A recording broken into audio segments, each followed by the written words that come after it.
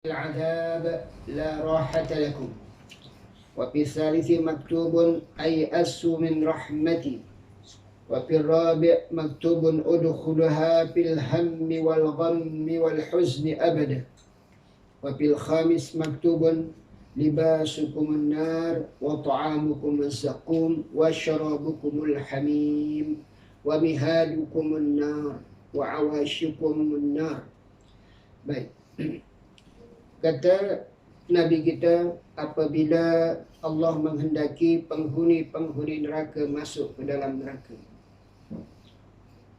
maka disertakan dikirim malaikat bersamanya, sudah tentu malaikat Zabaniyah yang berserta orang-orang penghuni neraka tersebut. Dan semua malaikat itu sudah tentu adalah merupakan ujian berat kepada penghuni neraka, bukan merupakan rahmat kepada mereka.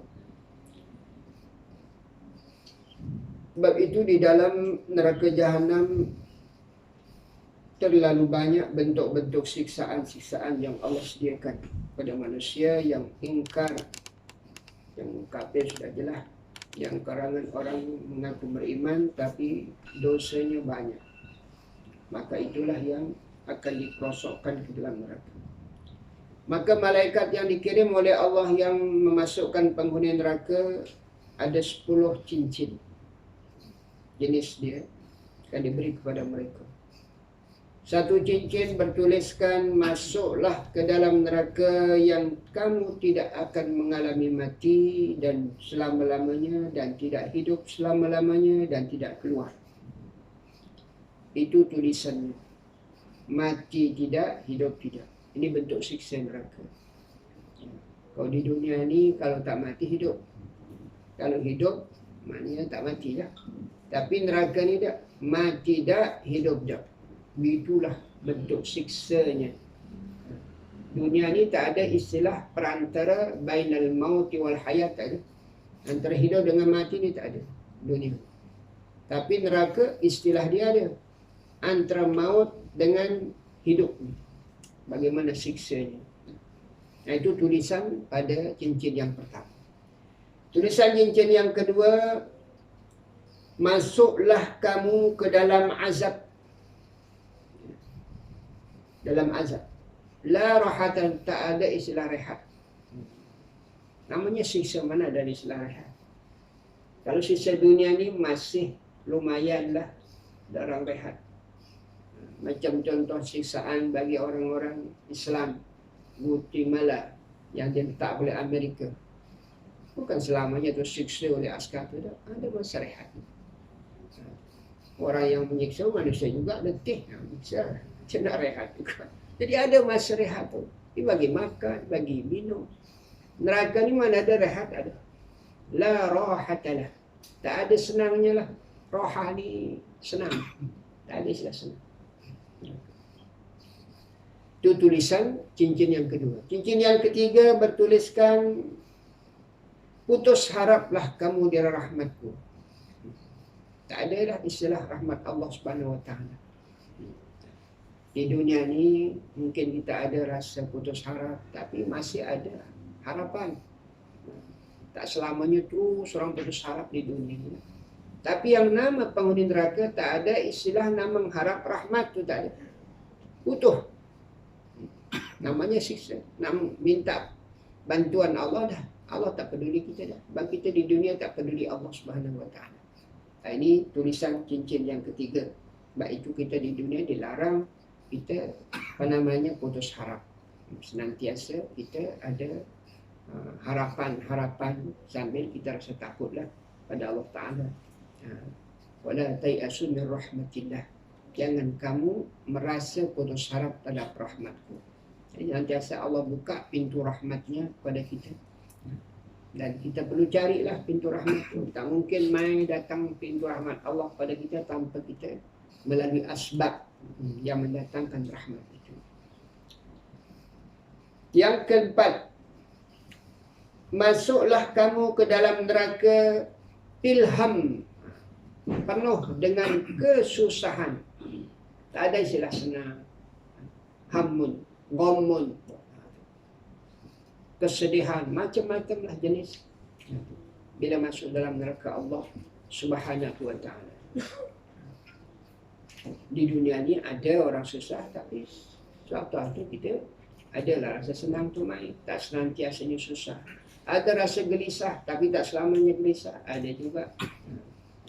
Tapi yang nama neraka terus bingung, susah, sedih dan berkekalan.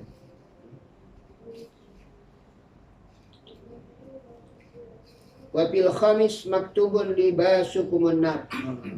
Pada cincin yang kelima tertulis pakaian kamu neraka. Jadi walaupun bentuk pakaian, tapi semuanya neraka semua. Menghancurkan tubuh badan ni. Macam tar itulah pakaian dia. Tar pasang ke lebuh raya, hitam. Macam tu pakaian neraka. Tapi api. Duduk dalam api, pakaian api, minuman api, makanan api, semua api semua.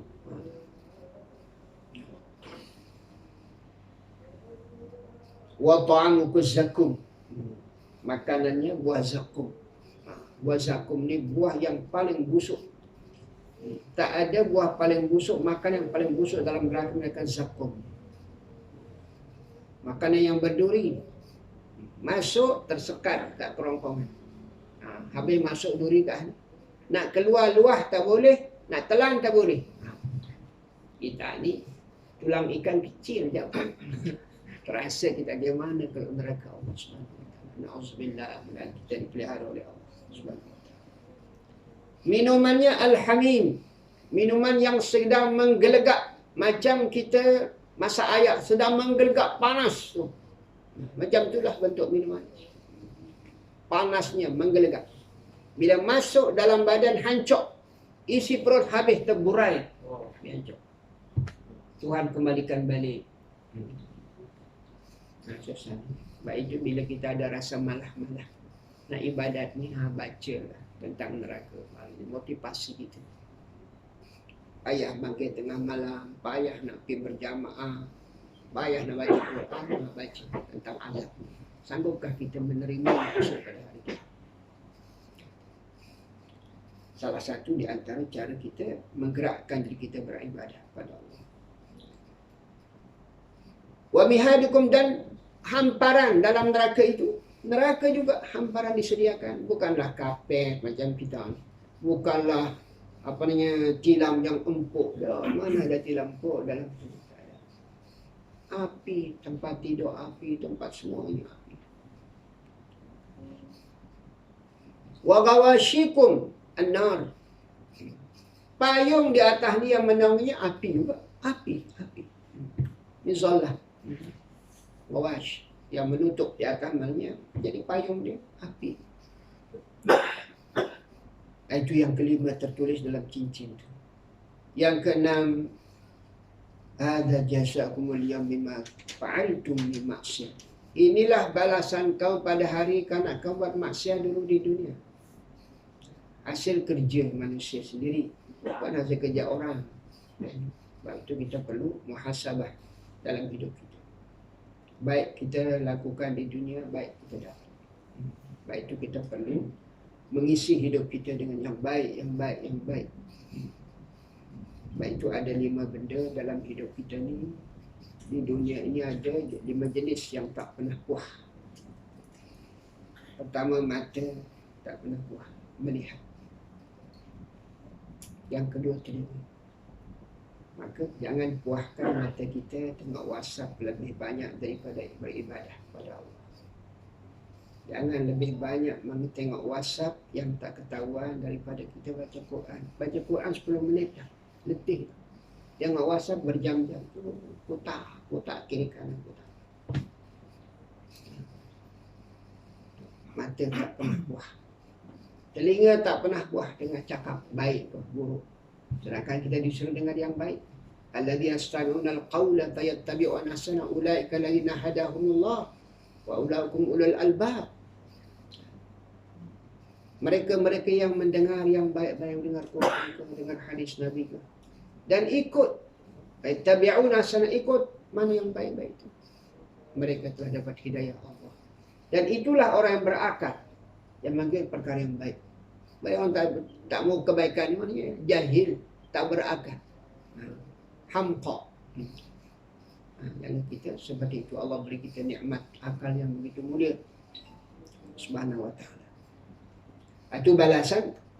Jadi itu di antara yang ketiga yang tak pernah puas dalam hidup dunia ini, yaitu hujan. Senantiasa hujan. Tanah ni maksudnya tanah berhaja pada hujan. Tak lepas daripada hujan. Yang nama bumi kita ini. Dan juga di antara yang tak pernah puas adalah perut kita. Hanya lena aja. Habis lena tu nak makan. Hari makan nak makan tu. Mana ada puas perut. Tapi bila puas perut kita ni, bila kita beribadah kepada Allah. Selama tak beribadah Allah, tak perlu. Baik tu ada. Diwajibkan kita puasa. Tak lagi disunatkan kita berpuasa. Puas. Kalau makan sikit, puas. Kalau tak puasa, lemah. Ada hikmat puasa. Dan yang kelima di antaranya adalah orang alim. Tak puas-puas membaca tentang ilmu Allah Ta'ala. Mendapatkan hadis-hadis Nabi, mendapatkan asar para ulama-ulama, mendapat para ulama. Tak pernah puas. Sebab itu mereka mengaji zaman dulu bukan macam kita zaman. Orang dulu mengaji ni puluhan tahun, 40 tahun mengaji. Ada seorang ulama, Imam Ash-Shibali. Imam Ash-Shibali ni ulama tasawuf yang terkenal. Dia anak raja, keturunan raja. Maka dah tak puas duduk dalam istana. Kita ni nak pergi istana. Orang dalam istana tak puas nak keluar. Yang kita ni nak pergi masuk. Ini bagaimana rasa istana tu. Kita. Allahumma. Begitu. Maka Imam Syibali ni tak puas. Ayah dia tinggalkan duit 65,000 dinar emas. Bukanlah ringgit. Juta-juta lah. Tinggalkan oleh ayah dia. Tapi dia keluar dari istana, bawa duit itu, bagi semua fakir miskin yang berhajat. Habis sampai jadi fakir. Maka dia boleh duduk dengan orang fakir-fakir di Baghdad. Duduk orang fakir. Di waktu istana mana boleh duduk orang fakir? Dalam istana, duit mewah. Pergi memburu aja kalau dia memburu binatang. Tunggang kuda yang hebat-hebat. Duduk dengan dayang-dayangnya, perempuan-perempuan. Wah itu. Habis tu lah tu dia mengaji. Mengaji pada Ibrahim bin Adham. Dan mengaji yang mendalam dalam fiqh Imam Malik. Selama 20 tahun dia mengaji hadis. 20 tahun mengaji hadis ni, hadis. Tulis hadis selama 20 tahun dia tulis sampai hafal Muwatta' Imam Malik tu dia hafal. Umur dah 30 tahun. Tapi sungguh-sungguh dia nak. Boleh, kenapa tak boleh? Semua 30 tahun baru mengaji. 20 tahun tumpu gudang fiqh, belajar fiqh 20 tahun, 40 tahun mengaji. Barulah jadi ulama hebat, ahli ibadat yang hebat. Bagaimana cara melatih dirinya sehingga dia boleh tak tidur malam sembahyangnya beribu-ribu? Awal-awal cara dia mengantuk ni diobati dengan garam. Garam tu pedih. Coba letak kat mata. Coba tengok orang askar yang sembok orang demo-demo tu. Pakai garam tu, yang mata lari tu. Itu yang dibasuh dengan air. Garam. Maka menguatkan dia supaya jangan mengantuk, dia sembahyang tu bubuh garam mata dia. Pedih tu sembahyang. Kita bukan sembahyang lari. Nak latih diri sampai sekian amal ibadat. Kita tak payahlah kalau ngantuk-ngantuk tu baru kita sembahyang tahajud dah rakaat mengantuk dah. Buat kopi Jadilah. InsyaAllah kopi radik lah, kopi apa yang boleh menguatkan kita sikit. Ini ulama dulu sampai tahap tu nak latih diri dia, sehingga menjadilah orang yang ahli ibadah. Itu cerita Imam Ash-Shibali. Baik, kita sambung. Yang ketujuh, tertulis dalam cincin tu, sukhti alaikum binnari abadi. Kemurkaanku kepada kamu penghuni neraka selama-lamanya. Tak adalah istilah kasih sayang Allah pada neraka. Kalau ada kasih sayang, maknanya Allah ambillah dia, ungkit dia, ambil balik, letakkan ke surga Allah. Neraka ni tak ada istilah kasih sayang Allah, kebencian, kemurkaan Allah Subhanahu wa taala. Yang kedelapan tertulis dalam cincin itu, alaikumul la'natu bima ta'ammadtum minaz zunubil kaba'ir wa la tatubu wa lam tandamu. Tertulis dalam cincin yang kedelapan, kamu terkena laknat. Hasil daripada dosa besar yang kamu lakukan. Dosa besar. Dosa kecil banyak. Dosa besar pun banyak. Yang kita tahu ni dosa kecil je. Dosa besar banyak yang kita tidak tahu. Mungkin 7, mungkin 10 kita tahu. Tapi yang sekian tu, beribu-ribu tak tahu kita. Maka itu yang perlu kita pelajari. Nah, itu ada Huzaifah Al-Yamani. Imam Huzaifah Al-Yamani mengatakan, aku bila bertanya kepada Rasulullah SAW, tak pernah aku bertanya al-khair. An-nasu yas'aluna Rasulullah SAW al-khairah. Orang-orang akan tanya, apa kebaikan ya Rasulullah? Apa cara kita nak masuk surga ya Rasulullah? Apa cara kita nak elak dari neraka ya Rasulullah? Bagaimana dapat pahala paling besar? Itu orang tanya. Tapi aku bertanya, as'alullah salam asyarra. Keburukan, kejahatan. Dosa mana, dosa apa. Tak pernah tanya tentang pahala dah. Mana yang mendatangkan dosa.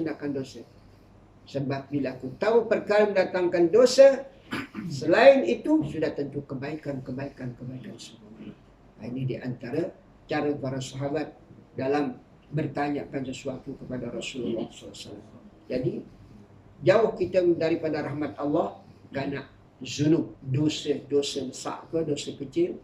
Dosa kecil itu akan menjadi besar. Lepas itu kita perlu elak tentang dosa-dosa besar itu sendiri.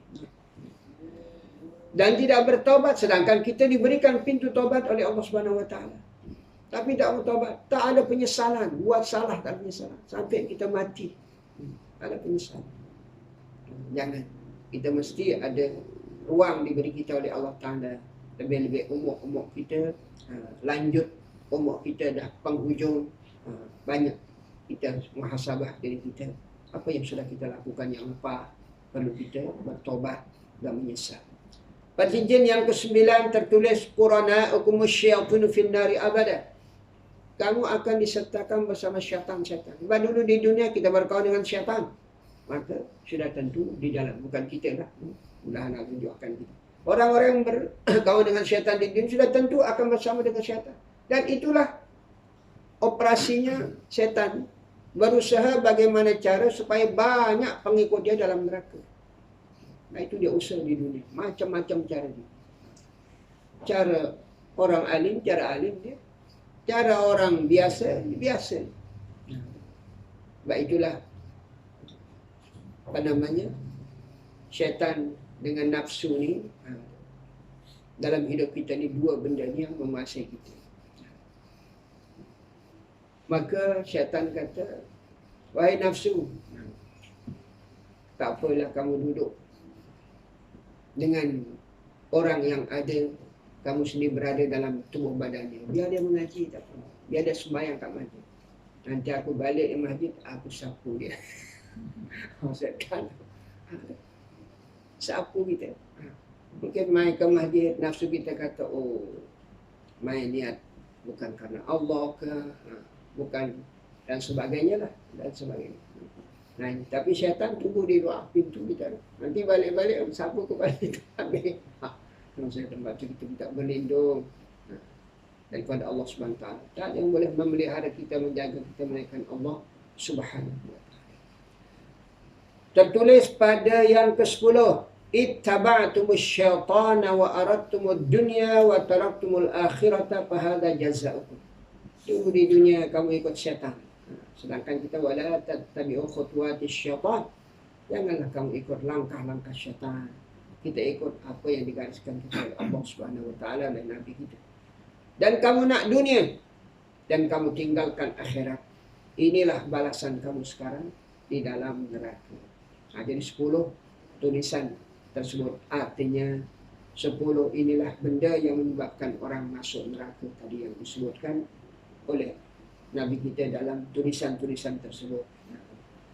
Wa ambadil hukama talabtu asyratan fi asyra mawatin fawajadtu fi asyratin ukhra talabtu rif'ata fi takabbur fawajadtu fi tawadhu wa talabtu al-ibadata fi shalah fawajadtu fi wara wa talabtu rahata fi al-hirsi fawajadtuha fi zuhdi wa talabtu nur al-qalbi fi salatin nahar jahran fawajadtu fi salatil laili sirra wa talabtu al-qiyamata fi al-jud was-sakha fawajadtu fil 'atash fi as-sawm talabtul jawaza 'ala as-sirati fi udhiyatin wajadtu fi sadaqati talabtul najah minan nar fil mubahat wajadtu fi tarki syahwat wa talabtu hubballahi ta'ala fid dunya wajadtu fi dzikrillah talabtul 'afiyah fil majami wajadtu fil 'uzlah wa talabtu nur al-qalbi fil mu'idah wa qatil Qur'an wajadtu fit tafakkur wal hikmah. Baik sekali ini kata-kata hikmah dari kalangan para ulama-ulama. Bagaimana mereka boleh melahirkan kata-kata ini sehingga tertulis dalam lembaran-lembaran kitab para ulama kata-kata hikmah ini. Wah, orangnya orang biasa saja. Kadang-kadang di zaman dahulu. Tapi dia boleh direkodkan dalam kitab-kitab oleh ulama. Itulah disebut. Apabila kita boleh selama 40 hari menjaga mulut kita daripada perkara yang tidak baik, artinya zikrullah, zikir, maka ini akan melahirkan dari diri kita kata-kata hikmah. Jaga, maka mengeluarkan kata-kata hikmah sehingga orang menjadi hakim. Namanya al-hakim, orang yang bijaksana, yang cakap dia zahirnya sesuai dengan dalaman dia. Bukan zahir dia tunjuk, dalaman lain dok. Senantiasa selaras, selari antara yang di luar dengan yang di dalam. Sebab itu melahirkan kata-kata yang memberikan kebaikan untuk umat, bukan untuk diri dia saja. Sehingga direkodkan oleh para ulama. Kata-kata orang-orang ahli bijaksana ni, aku mencari 10 perkara dalam 10 tempat dan ku dapati yang 10 perkara itu pada tempat yang lain. Artinya dia cari 10 benda yang dia nak dalam 10 perkara yang dia rasa ada 10 itu, tapi tak jumpa. Tak tahu di tempat lain dia jumpa. Bukan yang pada yang diangan-angankan. Yang dipikir menurut dia. Apa dia? Yang 10 perkara yang dicari itu, tapi tak dijumpai pada apa yang sudah dirancangkannya, dipikirkannya, tapi dijumpa tempat yang lain. Aku cari kedudukan darajah yang paling tinggi dalam pandanganku, iaitu takabur, dalam takabur. Oh, kau ingin dapat derajat yang paling tinggi di dunia ni, kena ada sifat takabur. Macam Fir'aun lah. Macam Qarun, macam Namrus, dan lain-lain sebagainya. Jadi kalau sombong, itulah yang paling tinggi. Angkuh, itulah yang paling mulia. Tahu-tahu tak dijumpa. Dikatakan qimatun nafsi itu, nilai diri itu ada pada sifat sombong. Tak ada. Ada, aku jumpa tahu-tahu bukan pada sombong, aku jumpa dalam sifat tawadhu. Baik, itu lawanan sombong, tawadhu, merendahkan diri kita. Jangan kita mengatakan aku ni lebih dari kamu, atau aku lebih dari dia. Lebih-lebih dalam bentuk ibadat. Bentuk ibadat. Jangan. Memang tak salah lah kita. Kita ni, oh, saya ni lebih baik dari dia, senantiasa kat surau sembahyang berjamaah. Betul. Tapi kita tak tahu bagaimana Allah menilai kita. Hati kita tak tahu. Mungkin orang tu orang biasa, tapi hatinya bersih. Tak adalah hasad dalam hati dia, tak ada dendam dalam hati dia. Senantiasa dia maafkan orang, senantiasa dia tak dendam dengan orang, senantiasa bertolak ansur dengan orang, senantiasa tak pernah menganggap diri aku lebih dari orang lain. Ya, maka menggunakan diri dia lebih rendah dari orang lain. Maka itulah kemuliaan sifat tawadhu. Man tawadhu'a rafa'ahu Allah. Siapa yang tawadhu di dunia ini, Allah angkat derajatnya esok pada hari kiamat. Ya. Walaupun kita mungkin pangkat tinggi ke, paku berapa ke, gaji besar manakah, tengok orang tu pungut sampah, mungkin dia lebih baik. Halal makanan dia. Kita tak tahu duit yang kita ambil ni tak tahu campur apa dan sebagainya. Itu di antara makna yang diajar kita. Dalam hidup kita, tawaduk tak salah. Boleh duduk macam Imam Syibali tadi. Duduk di istana, tak pernah duduk dengan rakyat orang fakir miskin. Habis duit tak apa dah. Buang, duduk dengan fakir miskin. Hilang, takabur tu hilang dah. Ini tawaduk. Merendahkan diri dia. Ini makna yang pertama. Yang kedua, aku cari ibadat itu. Tawaduk ni maksudnya kita tunduk kepada kebenaran. Apa yang Allah cakap, kena dengar. Apa yang sesuatu yang bertentangan dengan hak Allah, dengan cakap Allah, kita tolak. Itu sifat kita seorang beriman. Itu maknanya tawaduk. Tunduk kepada kebenaran. Baik, itulah sombong, itu adalah batarul haqqa wa ghamtul nas. Makna takabur, menolak kebenaran dan memperli orang. Itu namanya sombong. Suka perli orang, suka persenda orang. Jangan. Sebab nilai kita semua pada sisi Allah Subhanahu Wa Taala. Bukan kita boleh menilai orang. Allah nilai kita. Yang kedua, aku cari kemuncak ibadat itu membesarkan, mengagungkan Allah dalam salat. Tahu-tahu tak aku jumpa dalam salat. Aku jumpa ibadah yang paling tinggi, yaitu dalam wara'. Wara'. Sembahyang sudah tentu di antara afdalul amal adalah salat. Paling afdal amalan manusia adalah salat. Yang para sahabat bertanya, ya Rasulullah, ma afdalul amal? Apa amalan paling afdal, paling mulia? As-salat. Tapi dalam salat itu, baru dia bernilai apabila kita sebagai hamba yang melaksanakan salat itu ada sifat wara' kita. Apa makna wara'? Meninggalkan segala perkara yang syubhat. Benda yang syubhat, yang tidak jelas kedudukannya. Makanan ke apalah jenis, kita elak. Meninggalkan fudulat, berlebih-lebihan dalam bab makan. Ada rasa kenyang, alhamdulillah cukup. Kita ni kadang-kadang masa kita sukangkan, kenyang dah tapi kawan ajak pi lagi. 2-3 lagi pi, suruh kita pi lagi. Ini maknanya tak wara'. Dengan wara' itulah meningkatkan amal ibadat kita. Sebab makan yang berpada-pada cukup dengan saiz perut kita, tidak berlebihan, itu yang menggerakkan kita ibadat kepada Allah Subhanahu Wa Taala. Jadi wara'. Wa talabtu rahata lil qalbi wal badan fil hirsi. Aku cari nak rasa rehat hatiku, badanku, bagaimana nak rehat badan ni. Fil hirsi, berusaha mencari harta sebanyak-banyaknya. Kok di situ bila banyak harta boleh rehat hati, boleh rehat tubuh badan? Tak juga. Semakin banyak harta, semakin banyak fikiran. Ini aku nak letak kat mana ni? Takut. Takut orang ambil. Macam-macam zaman kita. Elok-elok letak di beg tu. Tak ada. Jolok-jolok tak ada. Nanti mana? Macam-macam cara di zaman kita. Susah hati dengan duit ni. Dengan harta. Punya bendang banyak. Tanam padi. Kena dengan penyakit merah. Susah hati pula. Habis dah duit, kos habis. Susah hati. Mana nak rehat? Tak ada istilah rehat dengan harta.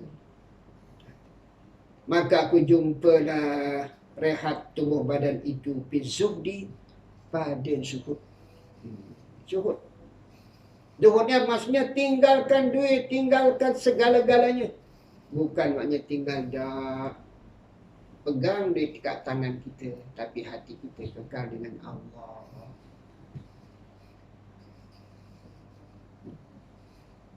Kaya sila kaya. Abdul Mubarak ulama kita Allah kaya raya mereka. Pendapatan 1 juta sebulan.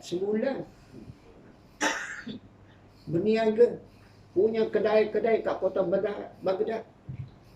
Tapi tak dan habis ujung bulan pulangan-pulangan manfaat yang ada dari kedai dia, perniagaan dia habis dibagi kepada guru-guru yang mengajar yang tidak bergaji di zaman itu. Dia yang gaji orang. Aku Baghdad, kat luar kota Baghdad. Itu Abdul Mubarak. Kaya tapi miskin. Tenang, jiwa dia tenang. Tak pernah lah fikir banyak-banyak. Yang kita tidak. Pasal nak kumpul, nak simpan. Tak salah menyimpan. Tapi jangan sampai kita dibelit dengan harta itu sehingga kita lupa Allah. Tanggungjawab. InsyaAllah. Aku cari nurul qalbi. Supaya senantiasa hatiku bercahaya. Nur. Nur iman bertambah. Aku cari dalam salat siang hari secara jahar. Tahu-tahu tak jumpa, tahu-tahu sembahyang tengah malam baru kita dapat nur itu. Yang kamu lain banyak tahajud. Latih tahajud kita tahajud.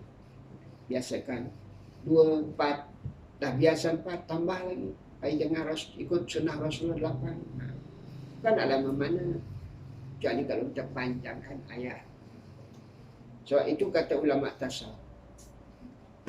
Bila kita sembahyang ni, waktu kita baca ayat, macam kita gigit buah kurma. Bila gigit buah kurma, manis tak buah kurma? Manis. Sembahyang juga kalau ada rasanya nikmat baca ayat tu, jangan potong, terus. Jangan potong. Ini menunjukkan manisnya iman kita, manisnya ibadat kita. Kita tak sedang sedap-sedap baca surat Yasin tengah-tengah, terdengar bini, siap dah kopi, potong terus. Ini tak kena. Teruskan, benda yang manis teruskan. Kalau saat kamu rukuk, kata ulama tasawuf, manisnya nikmat baca tasbih tu, teruskan, jangan potong. 3 kali manis, tambah lagi. Terus main dia sendirilah. Sir tengah malam tu. Baca sampai 11. Pemazhab Imam Ahmad 10. Tasbih. Sampai tahap tu. Manis. Macam ibarat buah kurma. Wa talabtul afiyah fil majani wa jatu fil uzlah.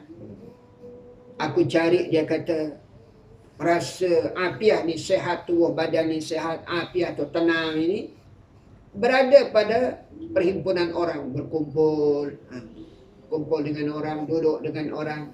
Dikira di situlah perkara yang disebutkan dengan afiah ini, afiatan. Pikiran yang tenang saja. Tapi aku jumpa fil uzlah. Bukan tenang itu berada di kita berkumpul dengan orang. Tenang itu ada pada uzlah. Menjauhkan diri maksudnya. Ya, bila kita berkawan banyak ni maklum. Ya, yang biasanya baca suratul muluk sebelum tidur.